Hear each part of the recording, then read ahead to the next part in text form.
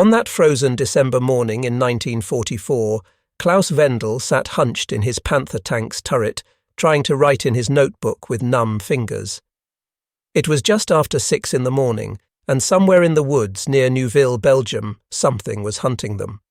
Wendel could hear the engines, but whatever was out there never stayed visible long enough for his crew to get a shot. Yesterday alone, 3 Tigers had been destroyed. As he peered through the commander's cupola into the darkness of the Ardennes forest, he had no idea that the American 705th Tank Destroyer Battalion's M18 Hellcats were already positioning themselves.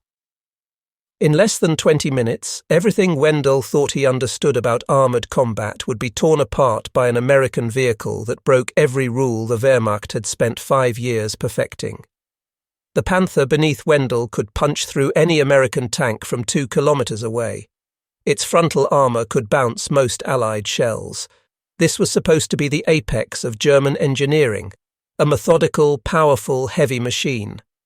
Yet within 3 minutes of the first engagement, Wendel would watch multiple German tanks get destroyed by vehicles moving faster than German armour could manage even on paved highways. The Bulge was 4 days old, and across the frozen Belgian and Luxembourg forests, German tank crews were learning something terrifying. The Americans had created a hunter unlike any armoured vehicle ever built, not stronger, not heavier, just faster than anything that should be able to survive in combat. The story of the M18 Hellcat started back in December 1941, right as America joined the war.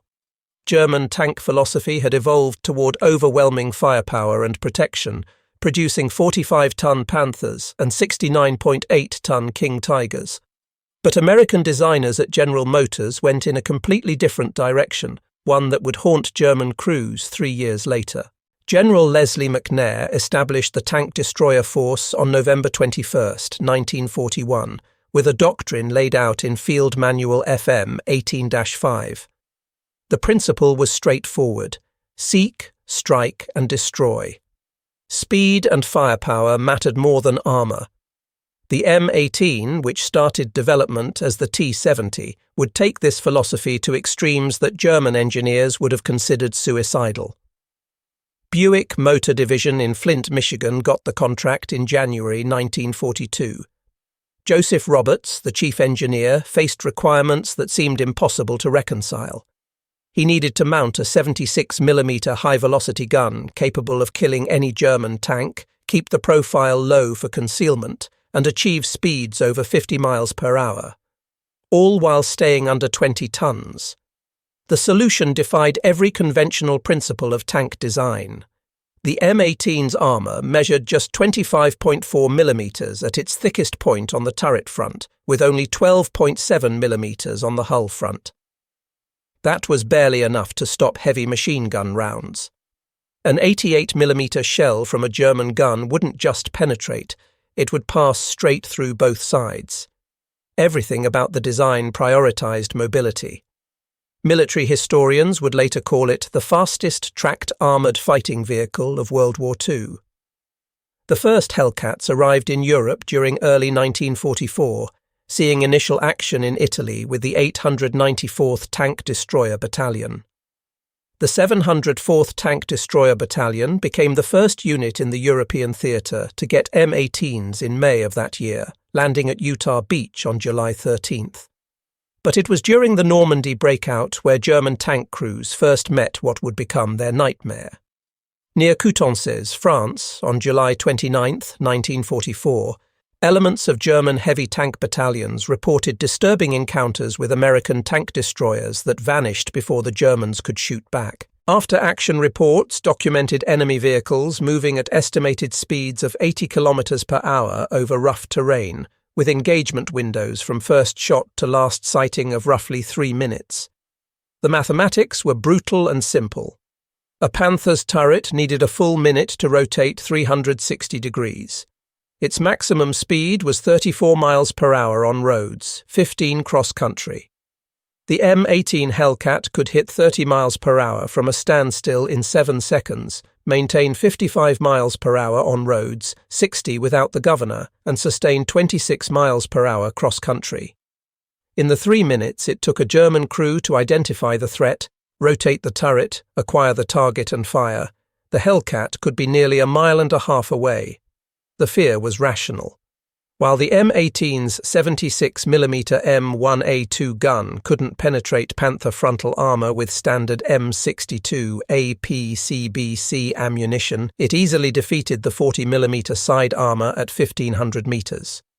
The M93 HVAP tungsten core rounds, though severely rationed with crews getting only 1 or 2 per month, could penetrate 157mm at 500 yards. The gun's muzzle velocity of 2,600 feet per second meant the shell arrived before the sound. German doctrine emphasized methodical engagement, careful target acquisition, deliberate aiming, ammunition conservation. Crews drilled extensively on fighting from static positions, using terrain for hull-down placement. Panthers and Tigers were built for this doctrine. Heavy armor, powerful guns, slow but steady advance. The Hellcat shattered every element of this training. M18 crews trained at Camp Hood, Texas, a facility established specifically as the Tank Destroyer Tactical and Firing Center on 158,706 acres, learned never to stay stationary more than 30 seconds after firing. The motto, "Speed is life," became fundamental doctrine. Where German training emphasized the decisive shot, American tank destroyer doctrine preached shoot and scoot.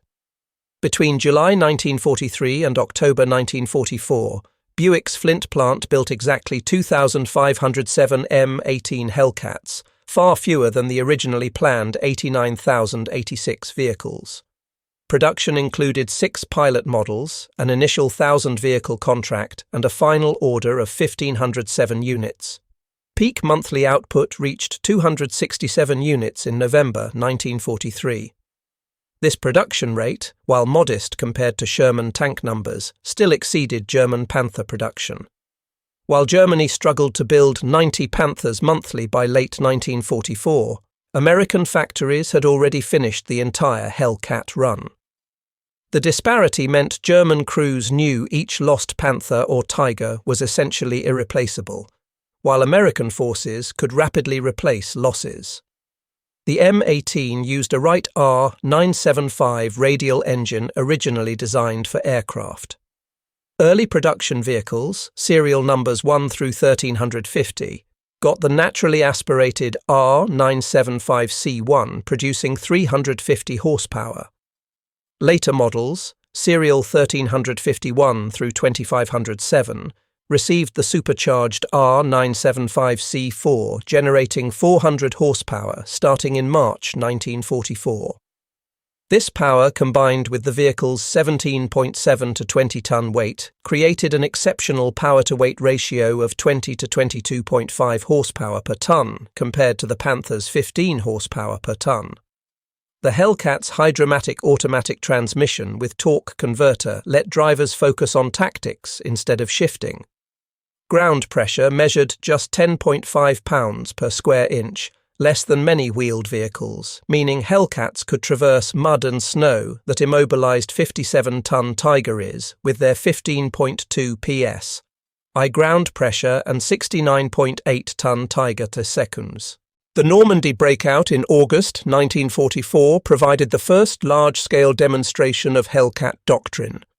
During Operation Cobra, beginning July 28, 1944, the 603rd Tank Destroyer Battalion, which had received M18s in October 1943 and landed at Utah Beach July 21st through 22nd, participated in the sweep through Brittany.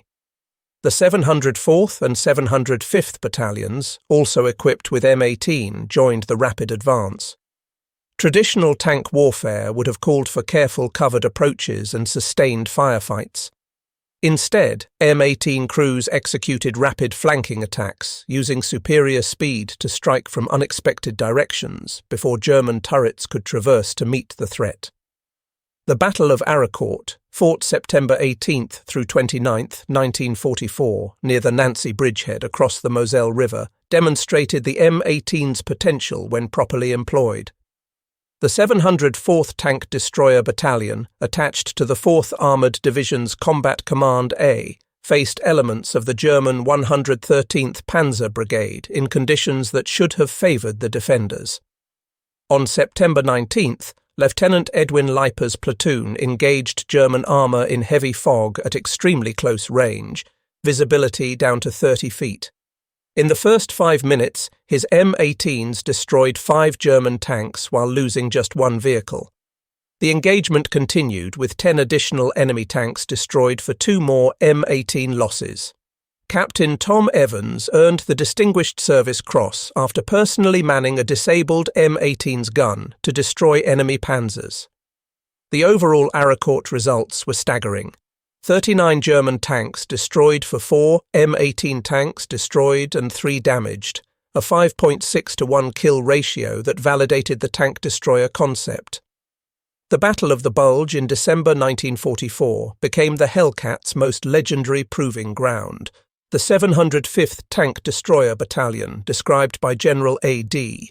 Bruce as the finest tank destroyer battalion yet trained, rushed to defend Bastogne, providing critical armoured support for the 101st Airborne Division. On December 19th through 20th, 1944, near Neuville, M18S from both the 609th and 705th Tank Destroyer Battalions engaged elements of the 2nd Panzer Division. The 609th arrived first with Team des Aubry, Lieutenant David K. Hagen's platoon of 4 M18 achieving remarkable results. 1 vehicle knocked out 7 German tanks, while another destroyed 5, losing only 1 Hellcat. The 705th, under Lieutenant Colonel Clifford D. Templeton, reinforced late on December 19th with approximately 12 M18. The combined force helped destroy at least 30 German tanks over 2 days, inflicting 600 to 1,000 German casualties while achieving a crucial 48-hour delay. The 705th would later receive a Presidential Unit citation for actions at Bastogne from December 18th through 27th, 1944. On Christmas Day, 1944 alone, the 705th destroyed 27 German tanks while losing 6 M18s engaging the 15th Panzer Grenadier Division, maintaining exceptional kill ratios even in the most desperate fighting. Overall, during the Bastogne siege, the 705th destroyed approximately 40 German tanks for 6 M18 losses, achieving a 6.7 to 1 kill ratio. The Hellcat's advantages increased in adverse conditions. While German heavy tanks struggled in mud and snow, the M18's lightweight and low ground pressure maintained mobility. During the Bulge's opening phase, heavy fog grounded air support and limited visibility under 100 metres. German doctrine relied on long-range gunnery superiority, now negated. Hellcat crews, trained for close-range ambush at Camp Hood's Revolutionary Battle Conditioning Course, thrived in these conditions.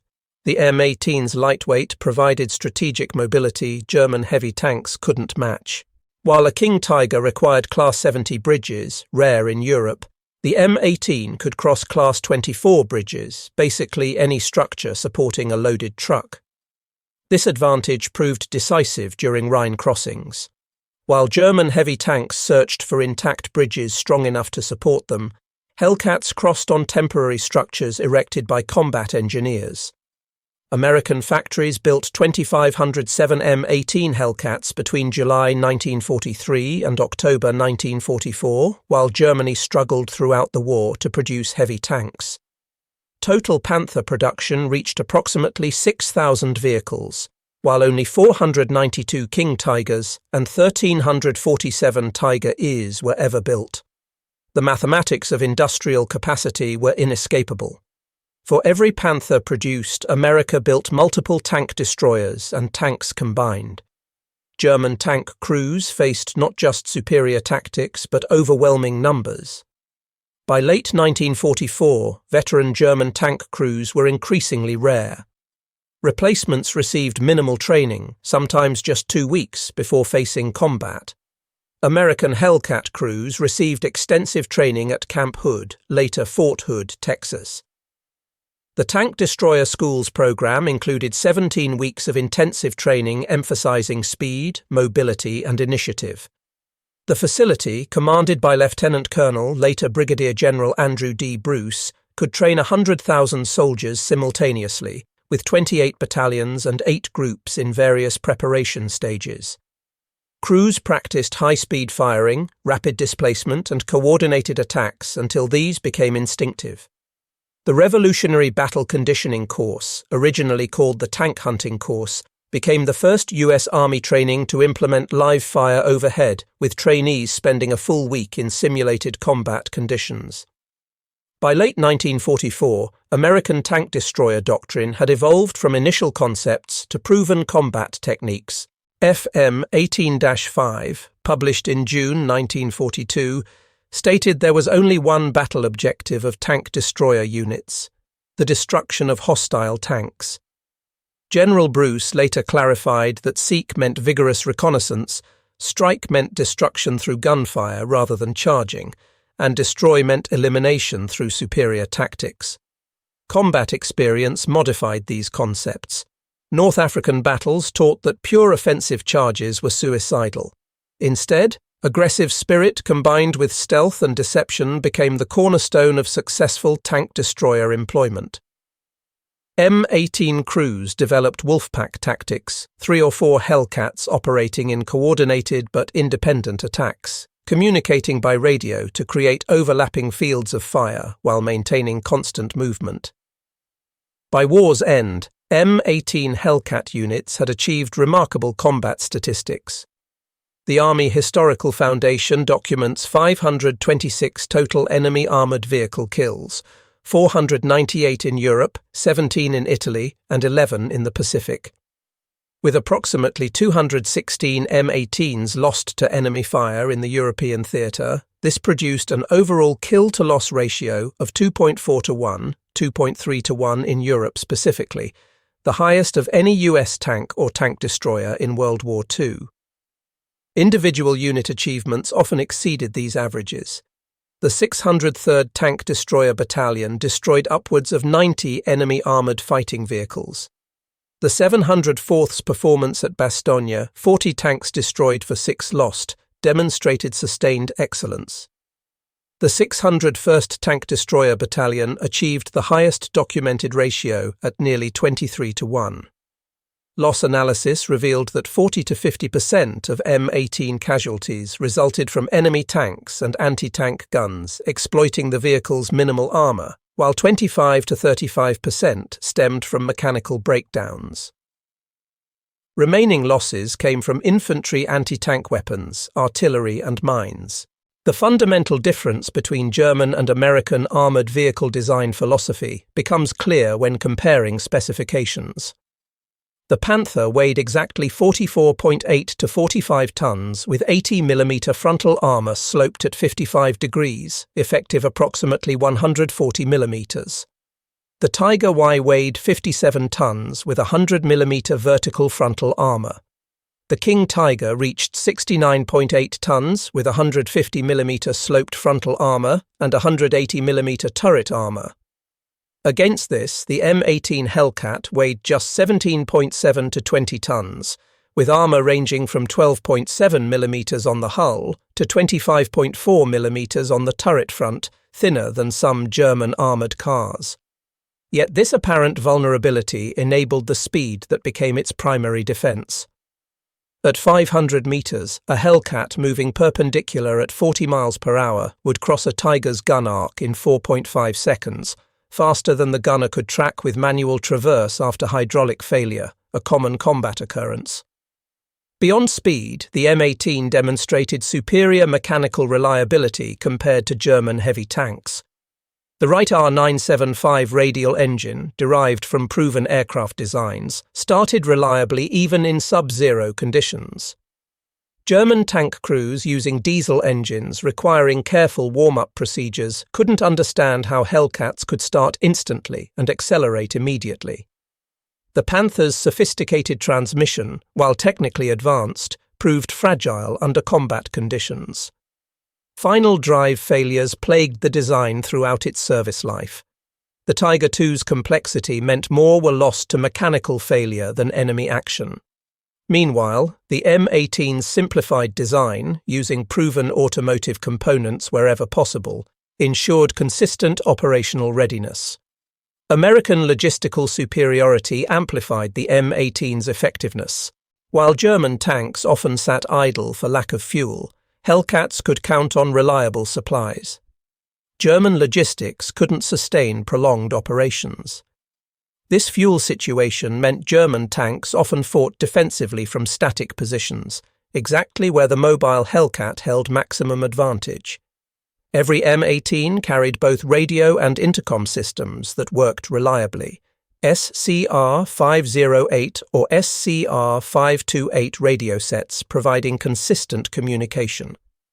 German tanks, especially by late 1944, often fought in communication isolation, unable to match this flexibility. Before the Hellcat's legendary performance in northwest Europe, the Italian campaign provided German forces their first warnings. In May 1944, during the breakout from Anzio, the 894th Tank Destroyer Battalion's Hellcats faced elements of the Hermann Göring Panzer Division. The terrain, rolling hills with vineyards and stone walls, should have neutralized the M18's speed advantage. Instead, it amplified their psychological impact. The Hellcats used their ability to accelerate up 30-degree slopes at speeds German tanks couldn't achieve on flat ground, creating an illusion of omnipresence by appearing at multiple points along ridgelines in rapid succession. This early demonstration of Hellcat capabilities went largely unheeded by German high command, who remained focused on the Eastern Front where most German armour was committed. Winter 1944–45 proved the Hellcat's advantages actually increased in adverse conditions. The M18's wide tracks and lightweight, producing just 10.5 psy ground pressure, allowed movement through snow that trapped heavier vehicles. German Tigers and Panthers, already struggling with mechanical reliability, found their mobility further reduced by winter conditions. During the Battle of the Bulge, Hellcat crews exploited these conditions expertly. They used their speed to race through areas where German heavy tanks bogged down, appearing behind German lines where heavy armour was thought impossible. This mobility in poor conditions contributed significantly to the successful defence of Bastogne. German forces attempted various counter-tactics against the Hellcat threat. Updated tactical manuals recommended immediate smoke deployment when M18s were identified, essentially blinding themselves, hoping the threat would pass. Other desperate measures included welding additional track links to side armour, ineffective against 76mm rounds, and creating deliberate ambushes with hidden anti-tank guns. Nothing worked consistently. The Hellcat's combination of speed, firepower, and tactical flexibility proved insurmountable with available German resources. The vehicle's very presence altered German behaviour. Commanders became reluctant to commit armour without extensive reconnaissance, sacrificing initiative and momentum.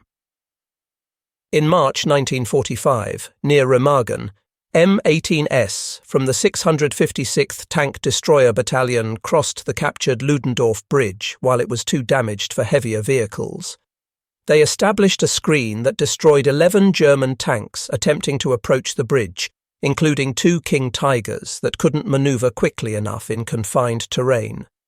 This action demonstrated the strategic value of the M18's lightweight.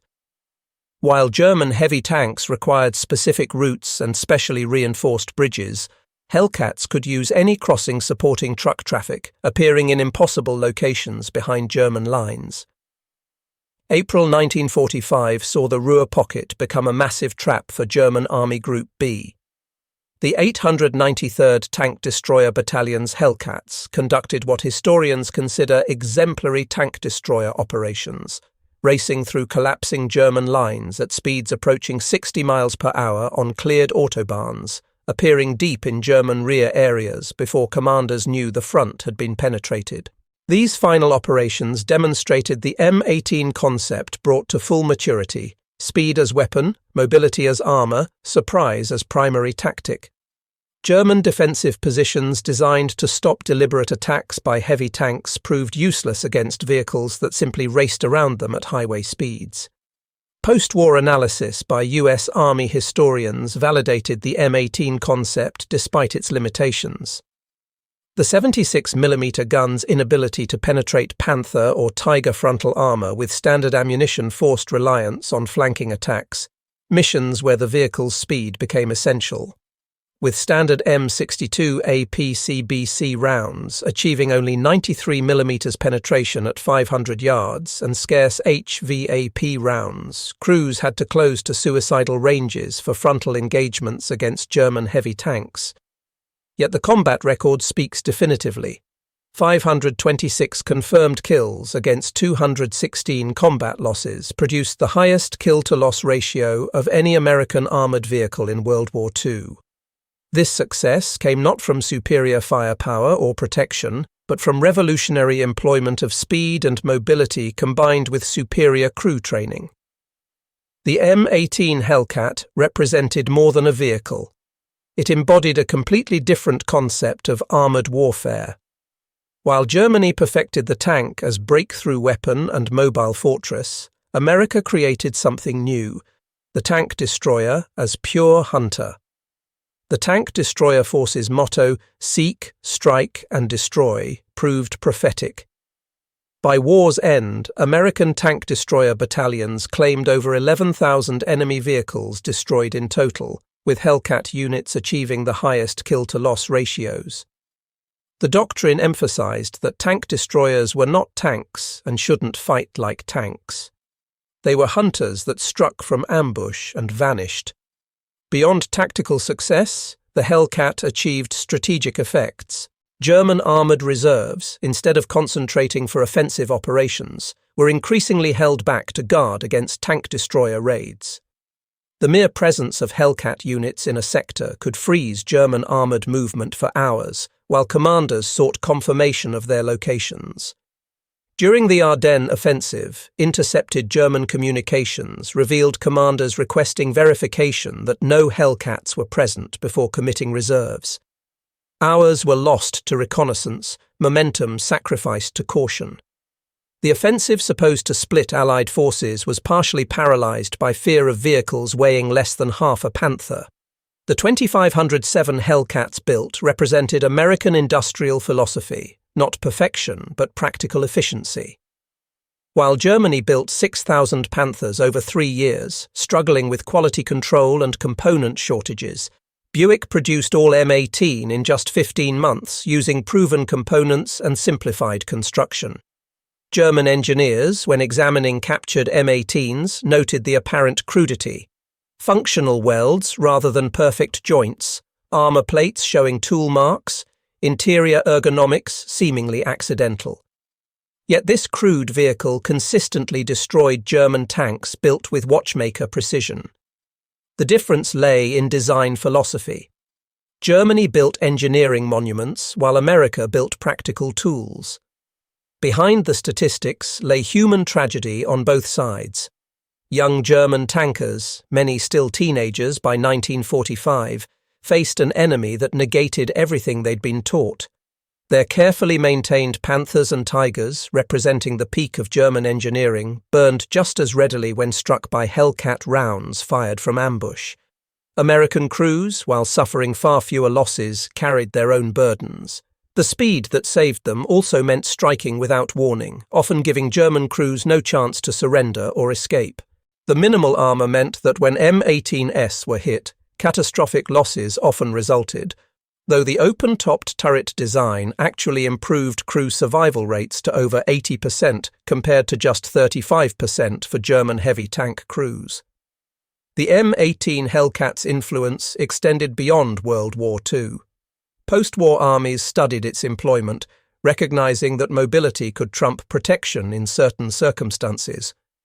Modern military doctrine's emphasis on shoot and scoot, rapid displacement and mobility as survival technique, all trace roots to M18 employment in 1944 to 45.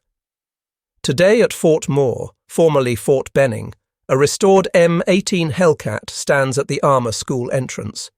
Its plaque commemorates it as the fastest armoured fighting vehicle of World War II and proof that American ingenuity and mass production could defeat German engineering excellence. The final accounting shows production totals of 2,507 manufactured between July 1943 and October 1944, 15 months. Peak production hit 267 units in November 1943. Unit cost was $57,500 in 1943 at the Buick Division, Flint, Michigan production location. Performance figures include maximum speed of 55 miles per hour governed, 60 ungoverned, acceleration from 0 to 30 miles per hour in 7 seconds, range of 100 to 105 miles, power-to-weight ratio of 20 to 22.5 horsepower per ton, and ground pressure of 10.5 psi. Combat record shows 526 enemy vehicles destroyed confirmed, 216 M18s lost to enemy fire. Overall kill ratio of 2.4 to 1. European theatre ratio of 2.3 to 1. Comparative German tank specifications show the Panther at 44.8 to 45 tons, 15 horsepower per ton, 34 miles per hour maximum. Tiger I at 57 tons, 100 mm frontal armour, 1347 produced.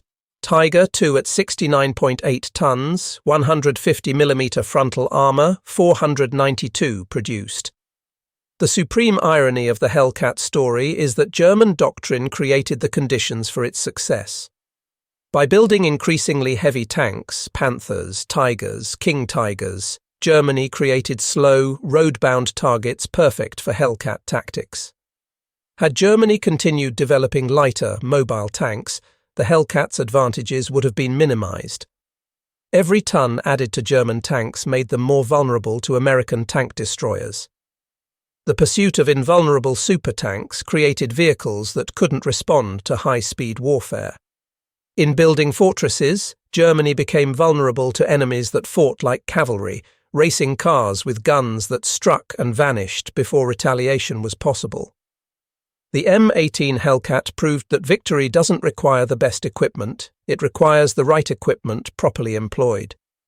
German crews in their magnificent Panthers and Tigers were defeated by American crews in vehicles that seemed impossibly vulnerable. It remains one of history's great examples of doctrine defeating technology. Military historian Stephen J. Zaloga characterized the M18 as poorly balanced, while noting its success was attributable to the training and dedication of its crews, not to its ill-conceived design. Yet this assessment misses a crucial point. The poor balance of extreme speed over armour protection was precisely what enabled the revolutionary tactics that produced the highest kill-to-loss ratio of any American armoured vehicle in World War II. For German tank crews in 1944–45, 3 minutes was all they had. 3 minutes from the first sound of high-revving engines to the impact of 76mm rounds. 3 minutes to identify the threat, traverse their turret, acquire target and fire, while the Hellcat was already racing to its next position at 55 miles per hour. 3 minutes that usually ended with their tank burning and the Hellcat vanishing into the distance, seeking its next victim. The Hellcat proved that in modern warfare, speed doesn't just kill, it renders strength irrelevant. The German crews who survived those 3 minutes learned a lesson that would reshape armoured warfare doctrine. Sometimes the best armour is not being where the enemy can shoot you. Sometimes the most powerful gun is the one that fires from where the enemy doesn't expect. Sometimes the greatest victory comes not from building the strongest tank, but from building the right tank for the war you're actually fighting. In those 3 minutes lay the difference between old thinking and new, between fighting the last war and fighting the current one, between perfection and pragmatism. The M18 Hellcat, under-armoured, outgunned by German tanks, dismissed by some as poorly designed, achieved what German supertanks could not. Battlefield dominance through speed, training and revolutionary employment. For German tank crews facing M18 Hellcats, 3 minutes was a lifetime. For most, it was all the lifetime they had left.